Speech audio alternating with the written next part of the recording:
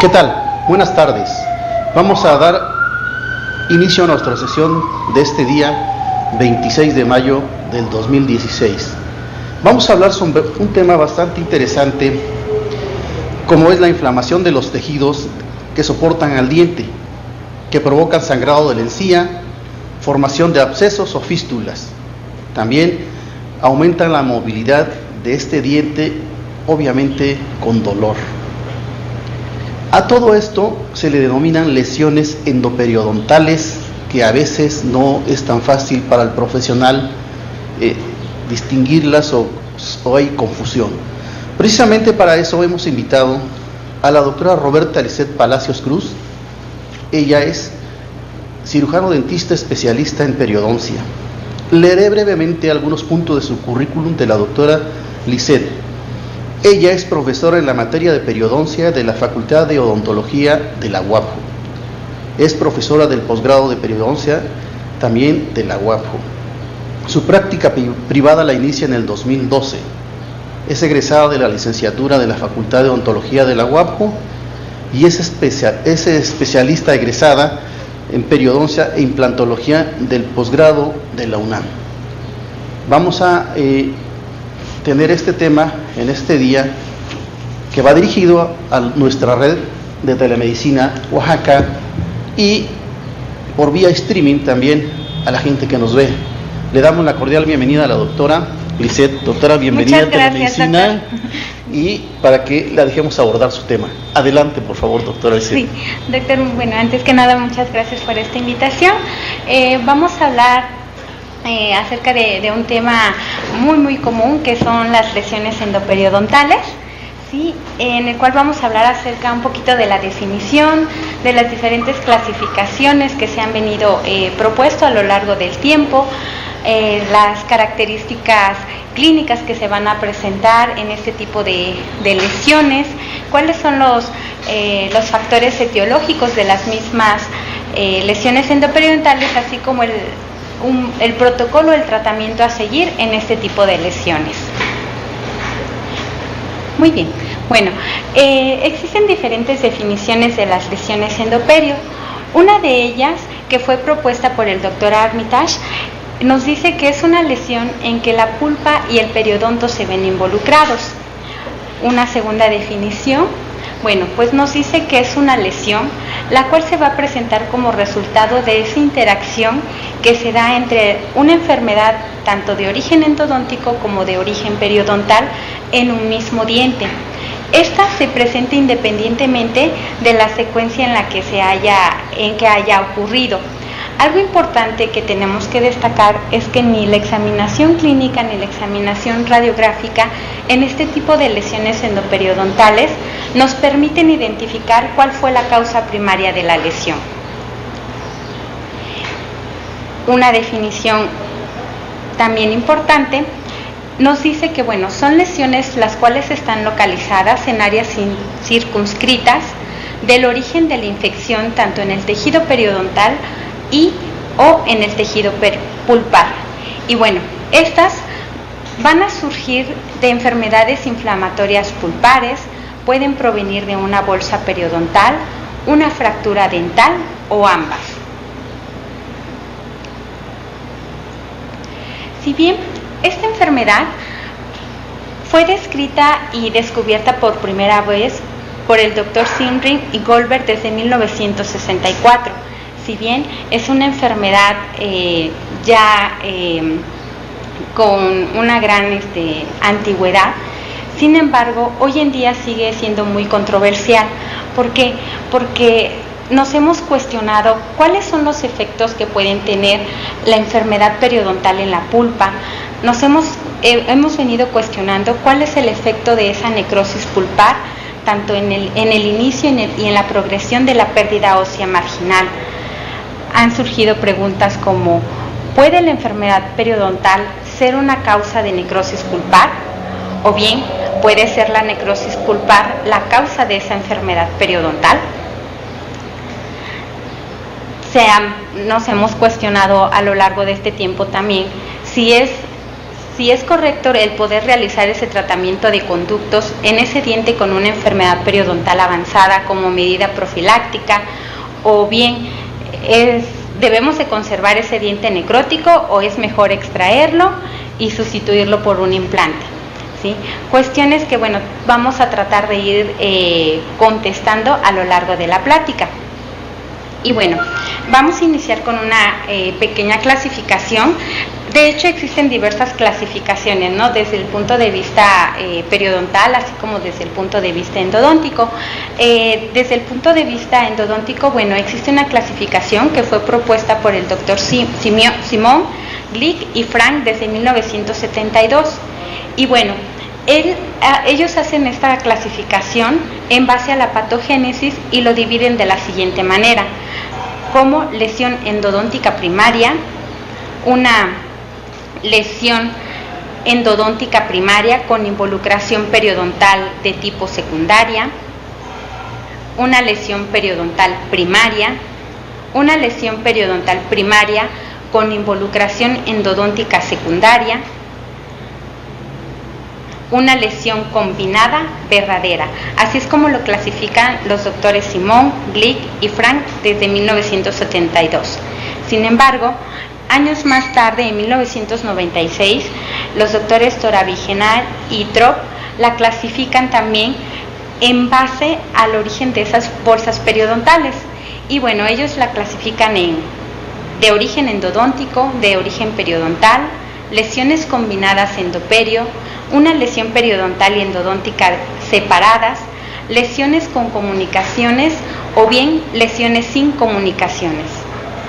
Y bueno, desde el punto de vista periodontal, en 1999, en el consenso que fue encabezado por el doctor Armitage, en el cual desarrollaron la clasificación de las diferentes enfermedades y condiciones periodontales, existe un apartado que es el apartado 7, en el cual incluyen a estas enfermedades endoperiodontal y la clasifica como una periodontitis asociada a lesiones endodónticas y a su vez la subdivide en lesiones endoperiodontal combinadas.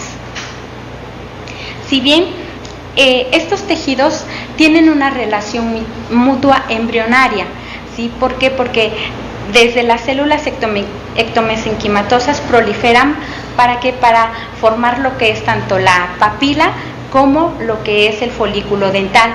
Por lo tanto, se considera como una unidad biológica básica, la cual va a tener una función y está relacionada tanto en enfermedad como en salud. Y bueno, existe tal comunicación debido a esa comunicación embrionaria, y bueno, existe esa relación estrecha a través de la pulpa y del periodonto, por medio de los túbulos dentinarios, por medio de lo que son los canales laterales y accesorios, y la comunicación principal que va a ser a través del foramen apical.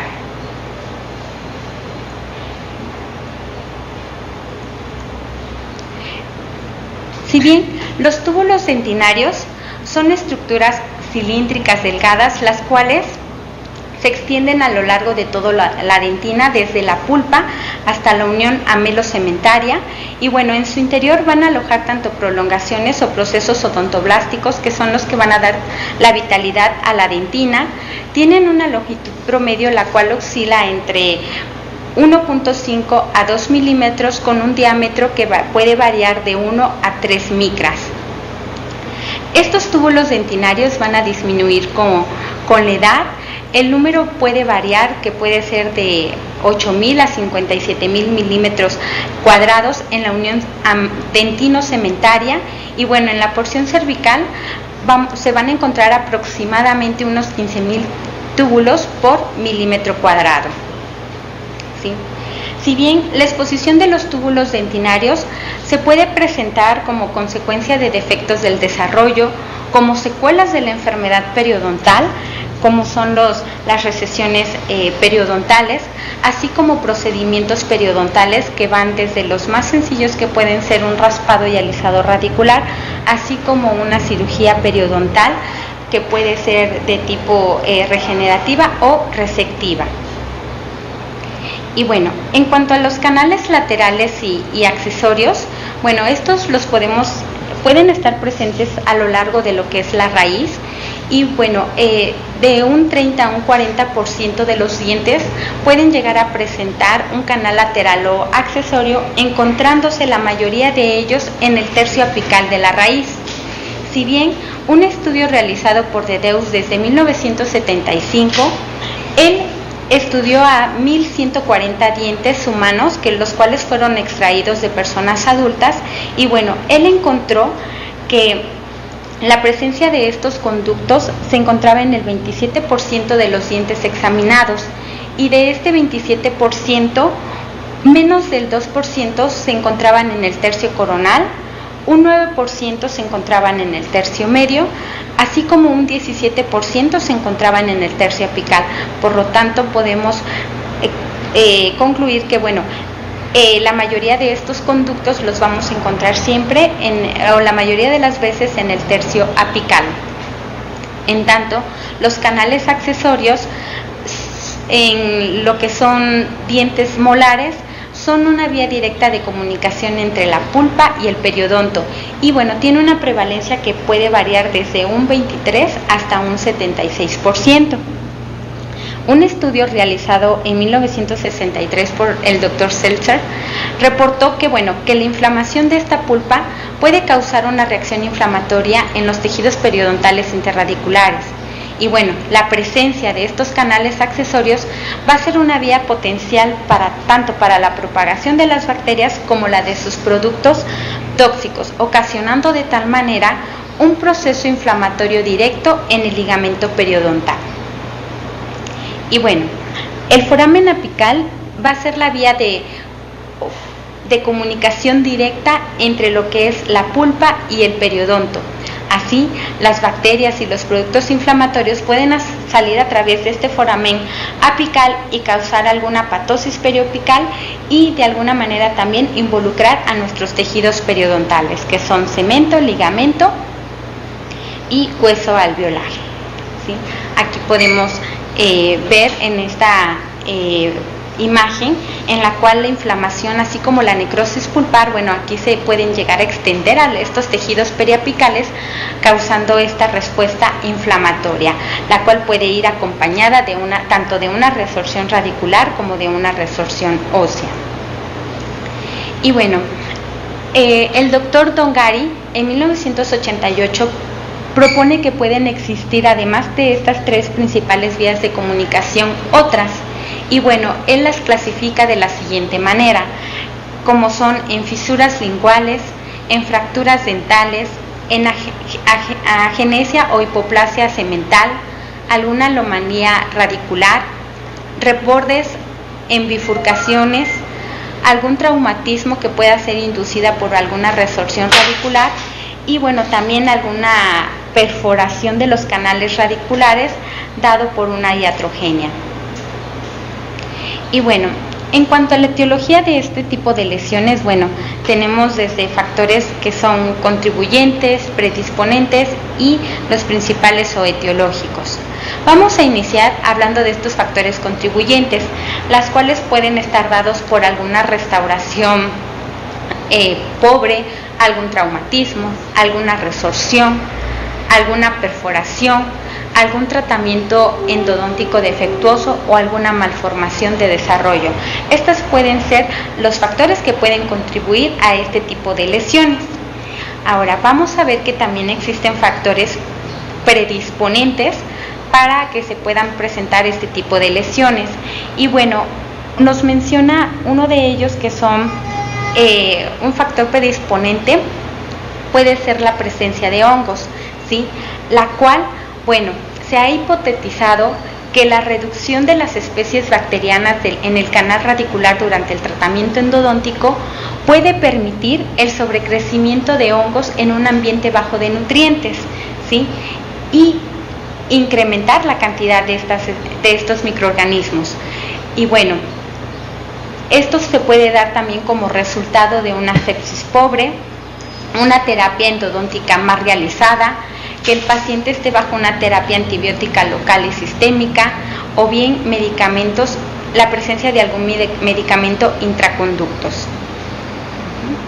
Y bueno, en base a estos hallazgos se sugiere que siempre se utilicen técnicas antisépticas tanto en endodoncia como periodoncia, tratar de mantener la integridad de nuestros tejidos, de los tejidos que constituyen al diente, y mantener una restauración ajustada.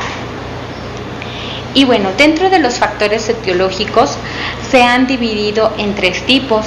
El doctor Ronstein en 2004 los clasifica de la siguiente manera, que son patógenos vivientes, agentes etiológicos no vivientes, así como el epitelio. Vamos a hablar brevemente de cada uno de ellos. Y bueno, vamos a iniciar con las bacterias, ¿no?, que son nuestros patógenos vivientes. Si bien la enfermedad pulpar va a ser causada principalmente por las bacterias, y bueno, los tejidos se involucran cuando las bacterias van a invadir lo que es la pulpa, causando una necrosis que esta puede ser parcial o total. Diversos autores como Müller, Kakehasi, desde 1965 y 1981 han demostrado la relación existente entre estas bacterias y la enfermedad pulpar, o bien la presencia de estas bacterias y la inflamación de los tejidos apicales. Si bien Ruff y colaboradores en el 2002 estudiaron el perfil de aquellos patógenos periodontales tanto en la pulpa como en enfermedad periodontal, y bueno, lo que ellos encontraron fue tanto en enfermedades pulpares como enfermedades periodontales las siguientes bacterias, como son la Agregatibacter actinomycete-comitas, Taneyera forsythensis, Eikenella corrodes, Fusobacterium nucleatum, Porphyromonas gingivalis, Prebutella intermedia, así como Treponema denticula. Y bueno, y de esta manera se fundamenta la idea de que puede existir esa interrelación tanto periodontal como endodóntica, y pues se considera una vía crítica para ambas enfermedades. Bueno, en cuanto a la presencia de algunos hongos, bueno, se ha documentado la presencia de estos hongos tanto en caries radiculares no tratadas, en túbulos dentinarios, en canales radiculares que estén maltratados, en ápices de dientes con periodontitis apical asintomática, así como en tejidos periapicales. Su prevalencia es baja, sin embargo, bueno, está presente.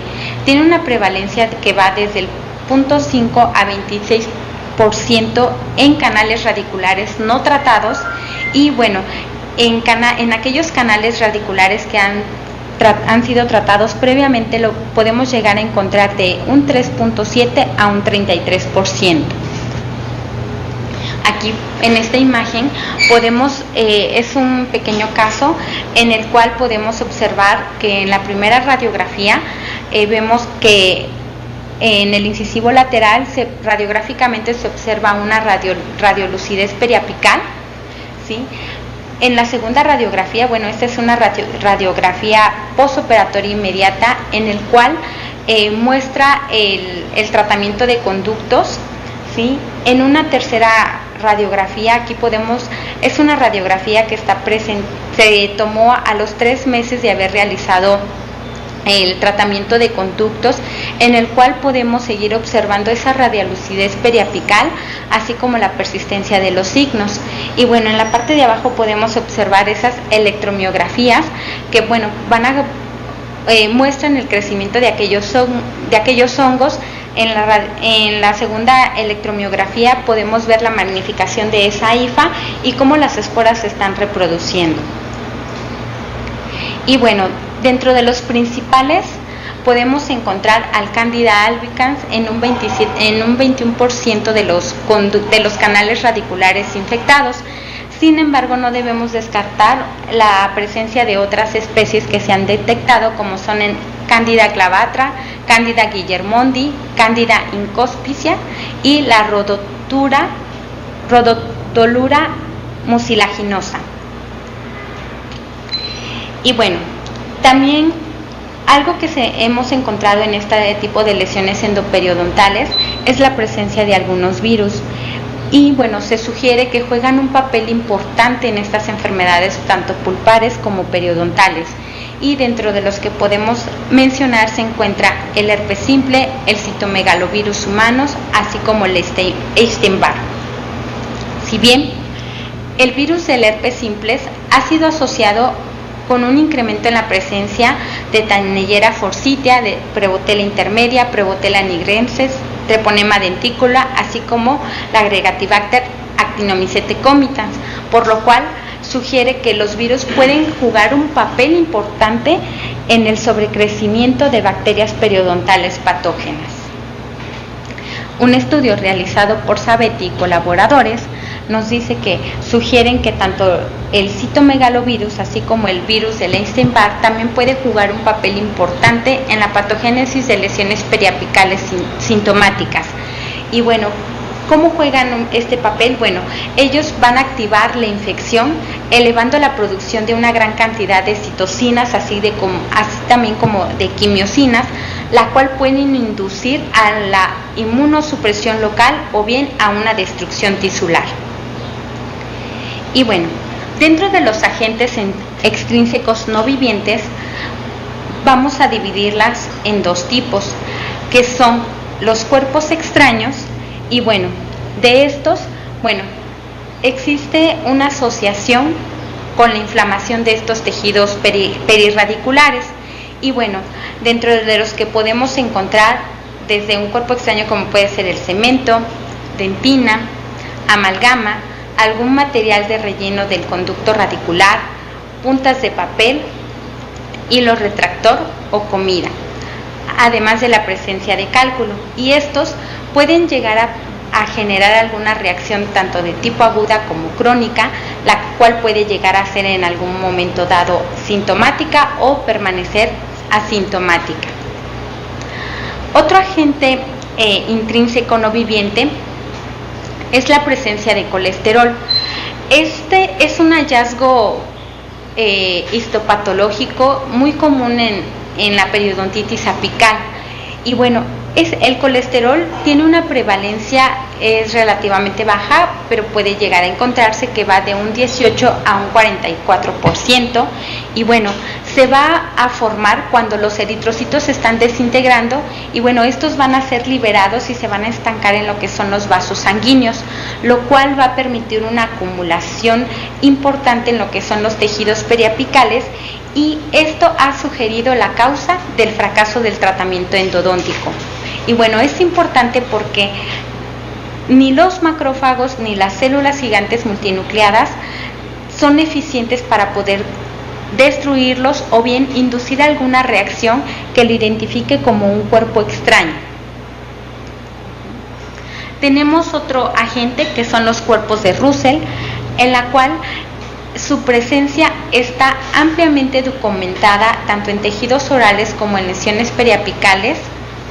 Y bueno, se considera que son causados por la síntesis de proteínas, y aunque si bien es cierto su prevalencia así como su mecanismo de producción y el papel que juegan en la inflamación pulpar aún no está definido, pero se han logrado identificar estos cuerpos de Russell en lesiones periapicales y en tejidos orales.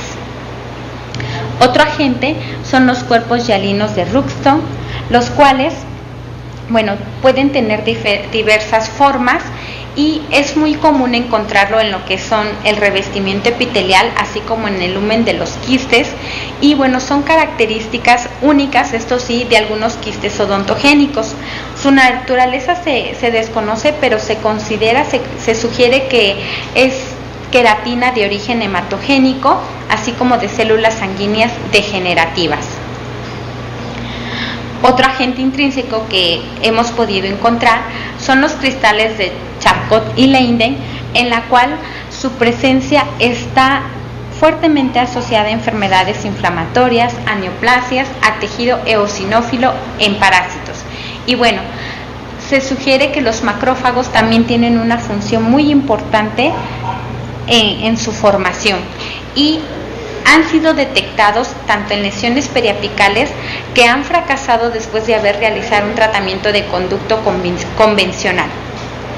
Y bueno, finalmente el epitelio, el cual en la mayoría de las lesiones periapicales, si el epitelio no está presente, bueno, se entiende que este epitelio se destruyó. Sin embargo, si se llegan a observar o se llegan a encontrar restos de estos mismos pueden responder a estímulos mediante la proliferación a través del foramen apical. Y bueno, si la lesión no se trata, pues el epitelio, ¿qué es lo que va a hacer? Va a proliferar en respuesta a las bacterias y productos inflamatorios del foramen apical y bueno, se puede desencadenar nuevamente el problema. Y bueno, ahora vamos a hablar acerca de las características que podemos encontrar de este tipo de lesiones.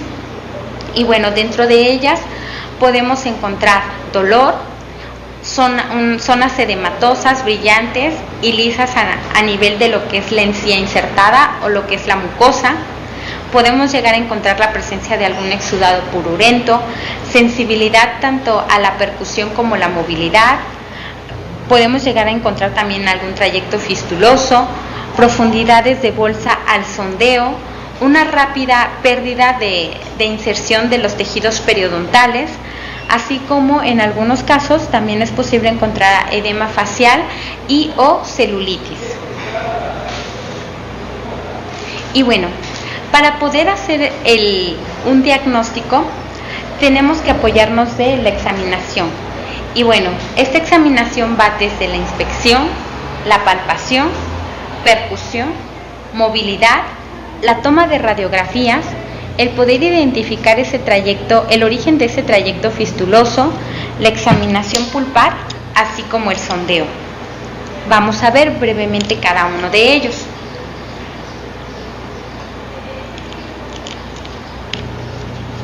En la inspección, bueno, es importante que tanto la mucosa alveolar como la encía insertada sean examinadas ante la presencia de alguna inflamación, de algún trayecto fistuloso o la presencia de alguna úlcera.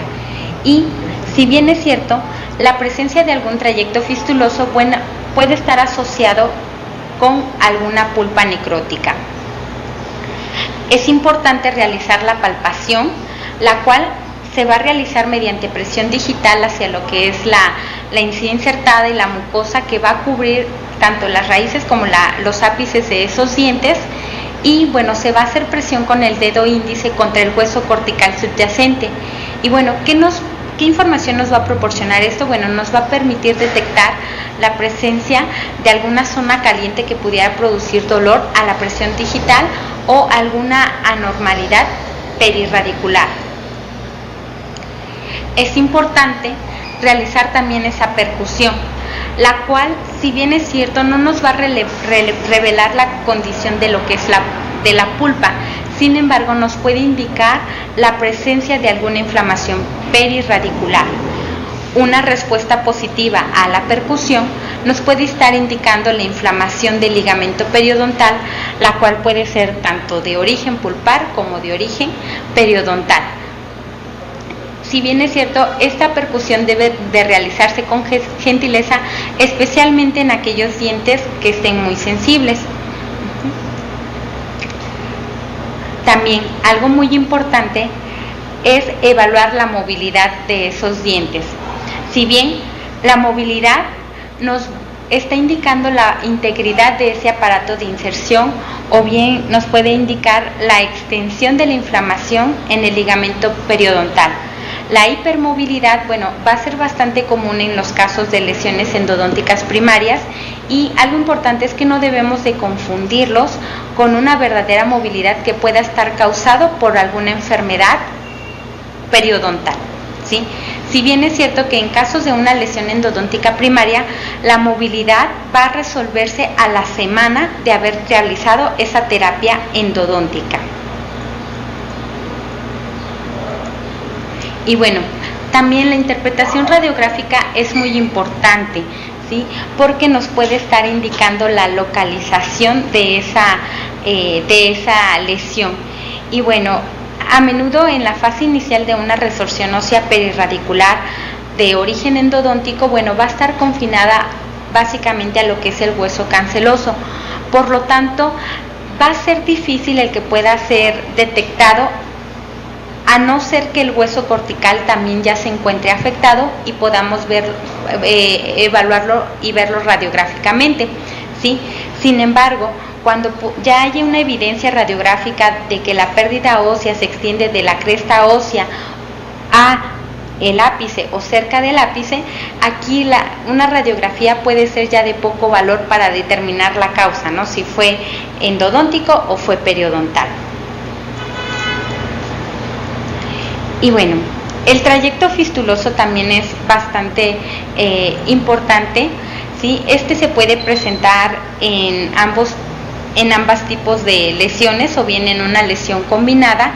Y bueno, ese exudado inflamatorio lo que va a hacer es dirigirse a través de los tejidos o estructuras que ofrezcan menor resistencia y pueden abrirse a lo que es la mucosa oral en sí insertada, mucosa alveolar o bien la piel facial. Y bueno, aquí lo que vamos a hacer es para poder determinar el origen de ese trayecto fistuloso, bueno, nosotros podemos introducir una gutapercha en ese trayecto o bien conos de plata y tomar una radiografía para poder revelar el curso de ese trayecto fistuloso y el origen de ese proceso inflamatorio.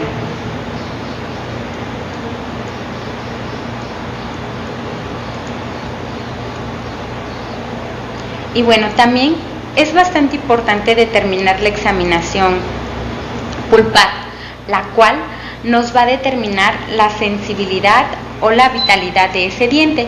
Y bueno, para ello existen diferentes tipos, como son el frío caliente, el eléctrico, así como la decavitación.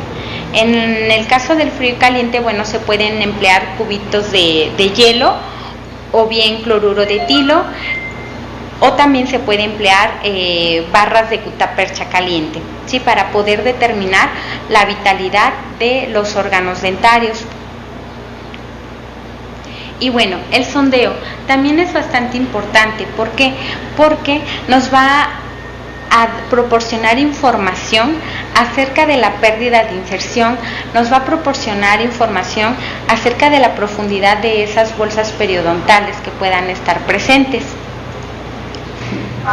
Y bueno, me permití el poderles presentar, es una tablita que fue propuesta por el Dr. Chenon en el 2010, en el cual nos habla acerca de las características de las lesiones y su diagnóstico, y nos dice que ante una lesión endodóntica primaria, el dolor puede llegar a ser de moderado a severo, puede existir una inflamación, las bolsas periodontales no se van a presentar o quizás puede existir una probable fístula. Radiográficamente podemos observar alguna radiolucidez periapical y el diente no está vital. En tanto, una lesión endodóntica primaria con involucración de una enfermedad periodontal secundaria, bueno, el dolor que puede llegar a presentarse va a ser de moderado a severo. Aquí sí vamos a tener inflamación. La bolsa periodontal es evidente. Radiográficamente podemos ver una radiolucidez a nivel del ápice o bien a la altura de la cresta, y de igual manera no vamos a tener vitalidad de lo que es la pulpa. En tanto, en una lesión periodontal primaria, bueno, aquí generalmente no se va a presentar dolor, o puede llegar a presentarse, pero puede llegar a ser un dolor leve. La inflamación es probable. Vamos a encontrar la presencia de bolsas periodontales. Radiográficamente se puede ver una zona radiolúcida a la altura de lo que es la cresta ósea, pero la pulpa va a estar vital. En tanto, en una lesión periodontal, una lesión periodontal primaria asociada a una lesión endodóntica, bueno, aquí el dolor no se va a presentar o puede llegar a agudizarse por endodoncia. Vamos a tener una inflamación, la bolsa periodontal va a estar presente. Radiográficamente vamos a encontrar una pérdida ósea, la cual puede estar cerca de lo que es el ápice, pero también podemos encontrar la vitalidad de la pulpa.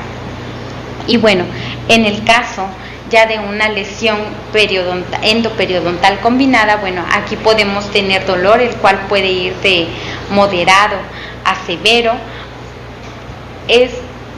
Vamos a tener inflamación, vamos a tener la presencia de bolsas periodontales y muy probablemente pérdida en los niveles de inserción clínica. Radiográficamente podemos observar la pérdida de nuestras corticales, las cuales se van a extender en sentido apical, y también algo importante es que no vamos a tener vitalidad de nuestra pulpa dental. Ahora bien, el diagnóstico diferencial es importante. ¿Por qué? Porque tanto los signos como los síntomas clínicos son muy semejantes entre sí, tanto de una lesión endodóntica como de una lesión periodontal. Y bueno, la vitalidad pulpar implica que el tejido tiene un aporte neurovascular intacto para abastecer lo que son las funciones de las células y de los tejidos, aunque la pulpa puede estar inflamada o bien se puede llegar a presentar una variedad de cambios degenerativos. La irrigación sigue funcionando en una pulpa vital, eso es algo muy importante. Por lo tanto, determinar la vitalidad pulpar va a ser esencial para lo que es el diagnóstico, así como para el tratamiento. El hecho de poder encontrar restauraciones profundas, traumatismos, tratamientos endodónticos y la examinación de la vitalidad pulpar van a ser factores que nosotros debemos de considerar para evaluar la necesidad de ese tratamiento endodóntico como parte de esa terapia periodontal.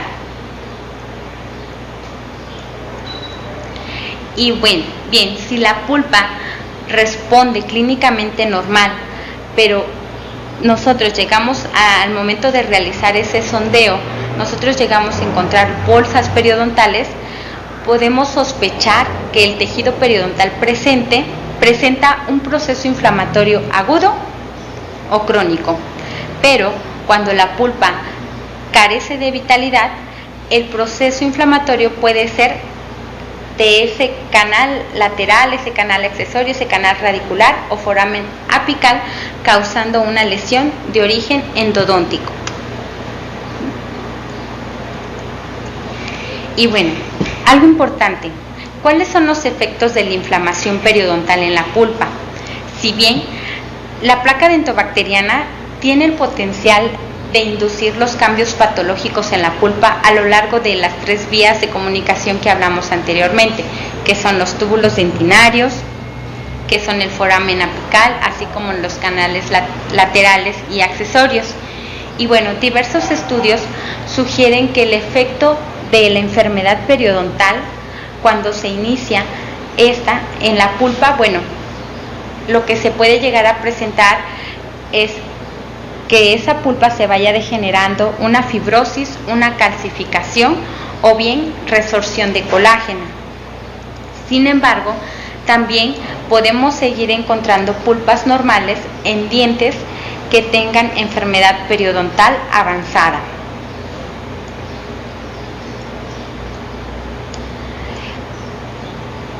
Si bien es cierto, durante lo que es el raspado y el alisado radicular, tanto el cemento como la dentina van a ser removidas de la superficie radicular a través de esta instrumentación. Y diversos estudios han encontrado que existe la penetración bacteriana a partir de esos túbulos dentinarios que se encuentran a lo largo de la raíz del diente que ha sido raspado y alisado. Entonces, esos son los efectos que podemos encontrar de esa inflamación periodontal en la pulpa, la penetración también de esas bacterias. Y bueno, los objetivos terapéuticos, bueno, van a ser básicamente el poder eliminar esos signos y esos síntomas, así como la etiología que se presenten. Y bueno, clínicamente va a ser muy difícil el poder determinar en qué grado ha afectado tanto la enfermedad periodontal como la enfermedad pulpar a estos mismos tejidos.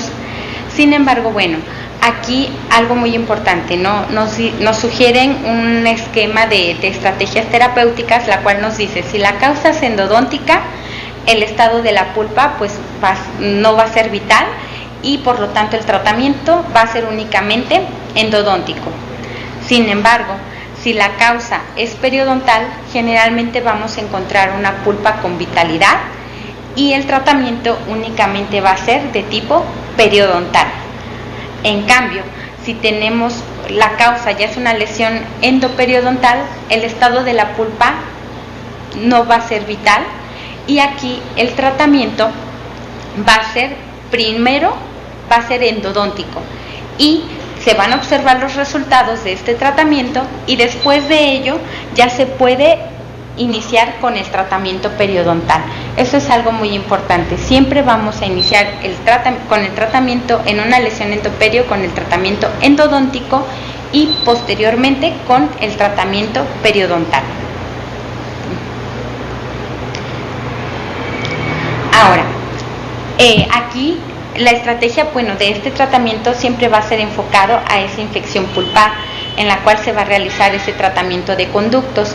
Y ya después, la segunda fase, se incluye ese periodo de observación, así como en esa segunda fase se puede realizar ese tratamiento periodontal una vez finalizado el tratamiento endodóntico.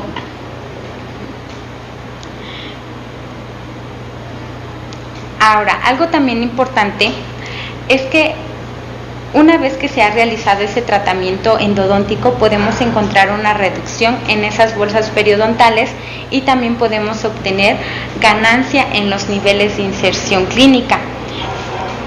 Sin embargo, esa regeneración ósea va a requerir de varios meses antes de que pueda ser detectada radiográficamente.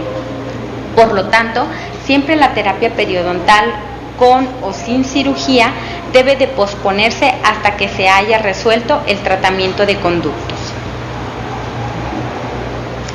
Y el doctor Abbott en el 2010 también recomienda un protocolo de atención y nos dice que va a ser todo un manejo inicial, el cual, primero se debe de retirar aquella restauración existente, la presencia de aquella lesión cariosa, preparar esos canales radiculares y si es necesario medicarlo dependiendo de la sintomatología hasta que se conozca el pronóstico de ese diente.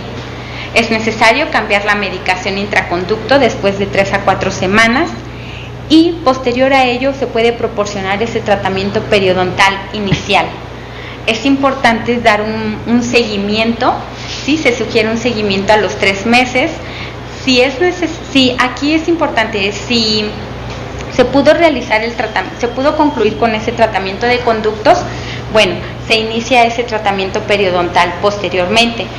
Si se deja con alguna medicación intraconducto, aquí tenemos que esperar, ¿sí? Y ir observando los cambios que se vayan presentando ante ese tratamiento de conductos y ya después se decide si se inicia con el tratamiento periodontal o esperamos a que se resuelva la enfermedad pulpar y de ahí realizar ese tratamiento periodontal y si es necesario se puede realizar algún procedimiento quirúrgico en el caso de que se desea regenerar algún tejido periodontal con injertos óseos, en este caso se puede realizar. ¿Sí? Y los resultados que se desean de esta terapia, pues va a ser siempre la resolución de esos signos y de esos síntomas, ¿sí? Y bien, las áreas donde la condición aguda no se resuelve pueden ser caracterizadas por la presencia o recurrencia de abscesos o la pérdida de inserción clínica. También algunos factores que pueden contribuir en el fracaso de este tratamiento puede ser el que no se removió en sí la causa de la infección, hubo un desbridamiento incompleto, no se realizó un buen diagnóstico o también puede ser la presencia de alguna enfermedad sistémica subyacente. También es importante que la resolución de la fase aguda del manejo de los factores etiológicos pueda resultar en una resolución parcial de la inserción clínica que ha sido perdida de nuestros tejidos periodontales. Y bueno, de mi parte es todo, les agradezco mucho y no sé si tengan algunas preguntas. Pues a la doctora Lisette le agradezco el haber estado con nosotros en esta sesión de hoy. Ya posteriormente veremos algún otro tema sobre periodoncia. Claro que sí. Muy amable por estar con nosotros. Le agradezco muy agradecido mucho, doctor. Y nos despedimos de la gente que nos vio en los hospitales y por vía streaming a nuestra red de Telemedicina de Oaxaca. Recuerden que este tema también lo pueden ver en nuestra página de Facebook, que se llama Telesalud Oaxaca, y también en YouTube, ¿verdad? Entonces pueden consultarlo nuevamente y cualquier duda nos las hacen llegar y nosotros se la haremos llegar a la doctora para que también nos dé la respuesta correcta. Doctora, por último, ¿dónde se encuentra usted? Bien, yo me encuentro en la calle de Armenta y López, 1025, Interior 5, letra A. Pues cualquier consulta, no duden con la doctora Lisette. Muchas gracias. Hasta luego. Buenas tardes. Gracias, buenas tardes.